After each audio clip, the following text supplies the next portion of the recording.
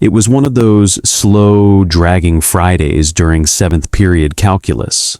Everyone was tired, fidgeting in their seats, counting down to spring break. Our teacher, laid back as ever, decided to lighten the mood with a brand logo quiz on sporkle.com. Everyone was laughing, joking, everything felt normal. Then it happened. My friend answered a question about Adidas, and right after, the dean's voice cut through the loudspeaker, sharp and panicked. "This is not a drill. Go into lockdown, now!" Goosebumps crawled across my arms. The room, usually buzzing with casual chatter, fell into silence.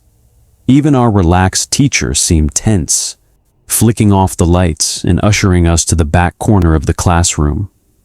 Seconds passed like hours. Then the familiar hum from the back panel died. Total blackout. We looked at each other, fear settling in. And then we heard it, screaming. A man, wild and unhinged, running down the hall shouting he'd kill anyone in his way. 2 girls in class broke into tears. The sound of banging lockers and then our classroom door made my heart stop. Every instinct screamed danger. The man pounded on our door yelling, "Open up!" The girls' crying got louder. For what felt like forever, he screamed and banged until finally he moved down the hall. 10 minutes later, it was eerily silent. The dean explained over the loudspeaker that a mentally unstable man had assaulted a woman at the front desk and entered the school. No one knew if he was armed. We didn't have cameras back then, no proper security. Our school was wide open. After a sweep, teachers were told to continue class, but keep doors locked. The scariest part? A janitor found the man sleeping in a storage closet at the back of the school, with rumors of a .44 Magnum sticking out of his pocket. By the time the police arrived, he was gone. To this day, our class doesn't know if he was ever caught, but I like to think he got the help he needed.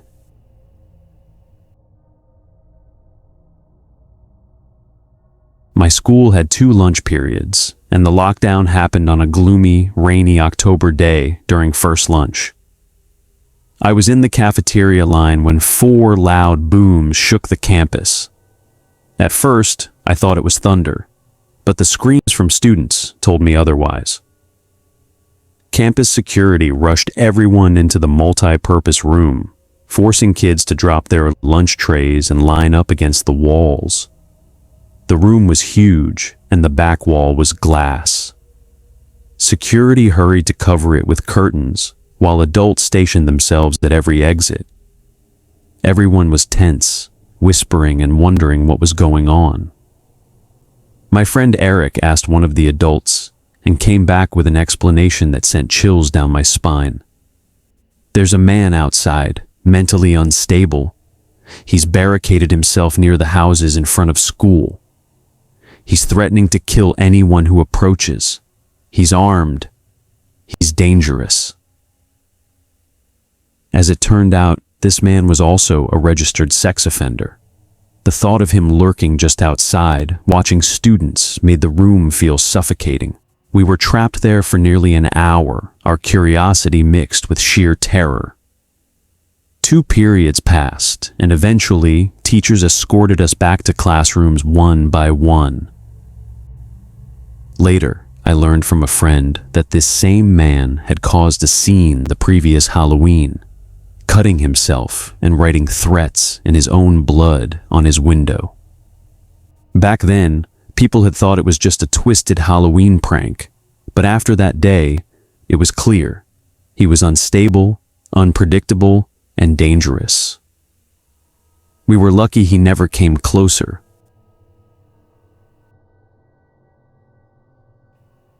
I'm 22, fresh out of college, and recently started working at my old high school as a computer intern in the basement.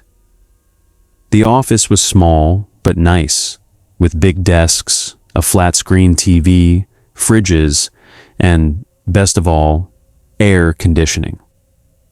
My old teachers had helped me get the job, and I actually considered them friends, not just mentors. Everything was fine until a few weeks ago. I was alone in the office eating lunch when the front office called.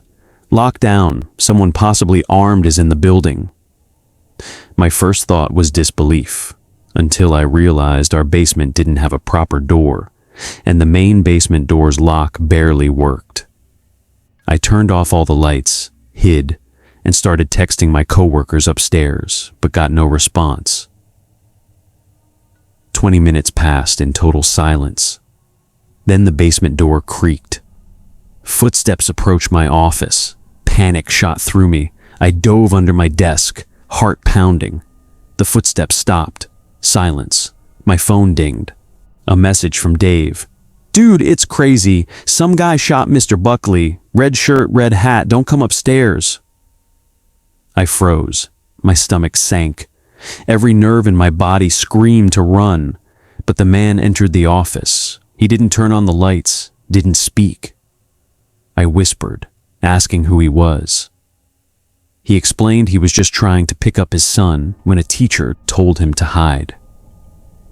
Relief and tension mingled. I still didn't know if he was telling the truth. Suddenly, a gunshot echoed through the basement. The bullet ricocheted off something metal, missing me by inches. I ran upstairs where police were already waiting at every exit. They caught the man the moment he opened the door. Mr. Buckley survived the shooting, though the sound of that gunshot still haunts me to this day.